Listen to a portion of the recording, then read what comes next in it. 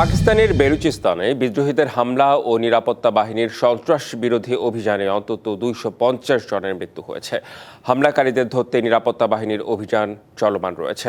দেশটির এক জ্যেষ্ঠ নিরাপত্তা কর্মকর্তার বরাতে এসব তথ্য জানিয়েছে পাকিস্তানের সংবাদ মাধ্যম ডন।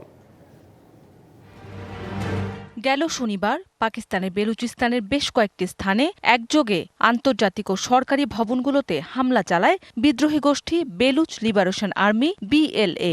আক্রমণ চালায় স্কুল, বাজার, ব্যাংক ও নিরাপত্তা স্থাপনাগুলোতে। হতাহত হন নিরাপত্তা বাহিনীর সদস্যসহ বেসামরিক নাগরিক। নিরাপত্তা বাহিনী জানায়, মরু শহর নুশকিতে বিদ্রোহীরা পুলিশ স্টেশন সহ গুরুত্বপূর্ণ স্থাপনা দখল করে। এরপরই অভিযানে নামে নিরাপত্তা বাহিনী। দুপক্ষের সংঘর্ষে পুলিশ কর্মকর্তা সহ নিহত হন বেশ কয়েকজন। ব্যাপক লড়াই শেষে নিয়ন্ত্রণে আসে পুলিশ স্টেশনটি।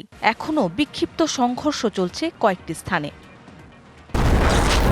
হিউস্টনে রকিং টেস্টি, সীমানা ছাড়াও নিজেকে হারাও। প্রদেশটির মুখ্যমন্ত্রী সরফরাজ বুকতি জানান, হামলার শিকার সব জেলা এখন নিরাপত্তা বাহিনীর নিয়ন্ত্রণে। অভিযান চলছে উল্লেখ করে হামলাকারীদের সমুচিত জবাব দেয়া হবে বলে সতর্ক করেন তিনি।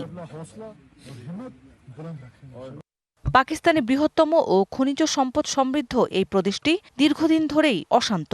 মাঝে মধ্যেই নিরাপত্তা বাহিনী ও বিদ্রোহীদের লড়াইয়ে পরিস্থিতি আরও ঝুঁকিপূর্ণ হয়ে পড়ে। সরকারের দাবি, এসব হামলার পেছনে বিদেশি মদদ রয়েছে। মৌসুমী শান্তা, ডিবিসি নিউজ ডেস্ক।